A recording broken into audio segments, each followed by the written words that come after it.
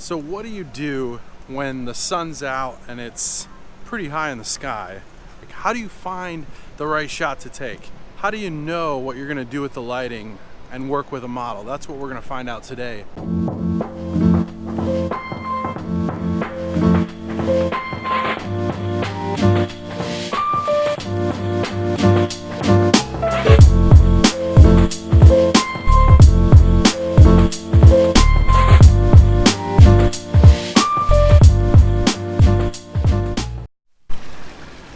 So what I've been doing so far is actually kind of spot and location scouting, looking at the light, analyzing where is it really a hot spot and where is it maybe really shadowed. Like here, there's a lot of foliage,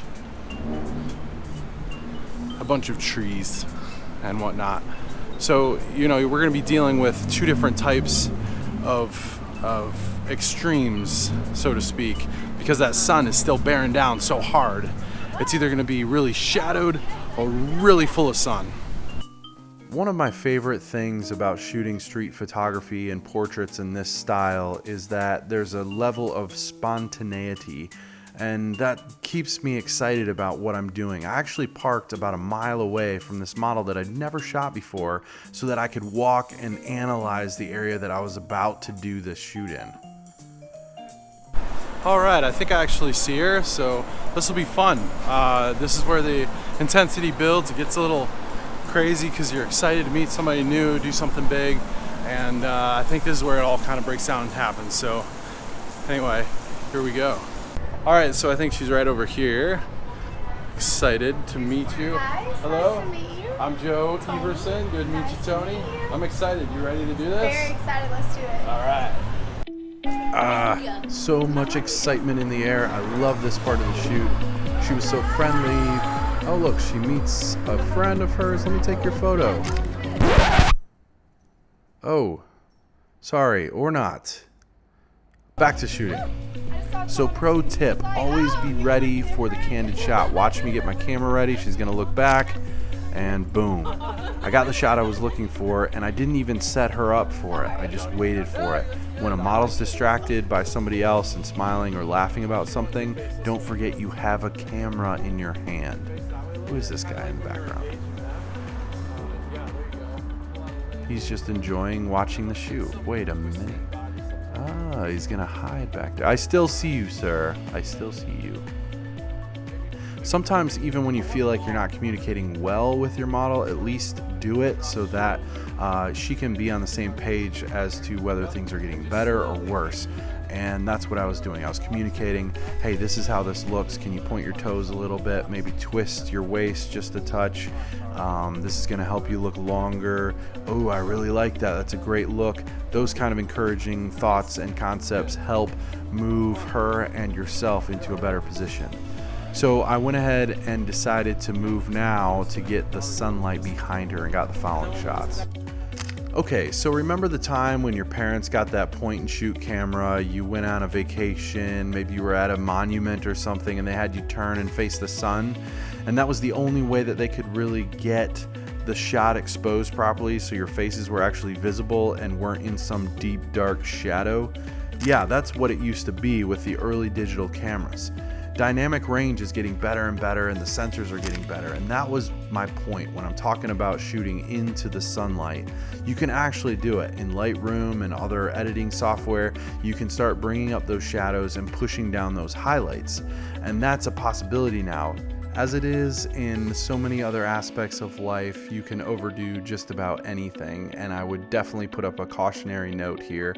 Light and shadow are what make a picture have depth, so don't forget, you don't want to kill either of those aspects completely. You'll either end up with a really flat photo or you'll end up with an extremely busy photo. So this often happens when I'm shooting, and I think it's a great thing, and that is when you're moving along, you have your set shots that you're looking for, but always be ready to shoot something else that like inspires you. And here I got really inspired by the shadowy light and the way her eyes are popping in it. So we're gonna actually make use of that and actually get some of these shots now. Good, beautiful. Yep, and then if you could just turn the into your distant look, kind of. Yep. So we actually found another location. This one is going to show the contrast between extreme sun and then extreme shade, if you will. So, and how to utilize both to your advantage. So the shade means we're going to be dealing with soft light or indirect lighting.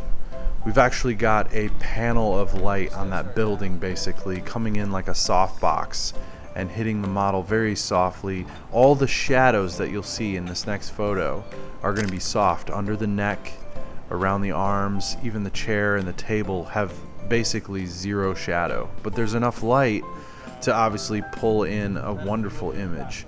So now we're going to move into direct sunlight. You can tell by the shadow that's being cast how strong it is, and the rim lighting along the outside of her face and body, that this is going to be some dramatic lighting, and I'm going to use it to my advantage for a totally different look.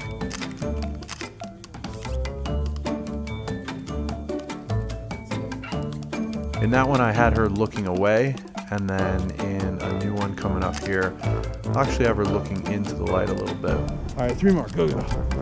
Oh, nice, nice. So for this next shot, I actually utilized the shade a little bit and cheated, and also used the wall next to her to bounce back light into her face, so it worked out perfectly. I like come back up the stairs. Yeah. So I decided to use just one lens for this shoot. I shot with the 23mm f1.4 native lens to Fuji Systems, and it just worked out beautifully. I got some very, very clean, beautiful shots out of it. I was very happy. So here's my final pro tip. Try shooting with just one lens for a while, whether it's the 50 and 80 or if, you know, 12 or 11. The key is it'll teach you what you need to do. Here I had to move up closer to get that portrait shot and portrait angle that I wanted to get. And it just teaches you to move your feet as opposed to using the zoom, especially if you want to use those lower apertures to get the bokeh. And with that final note, it's time to say goodbye. Thank you so much for joining me on this journey. I had a lot of fun doing it. If you'd like to see more, don't forget to ring that bell. And if you like the video, smash that thumbs up button. Until next time, good night.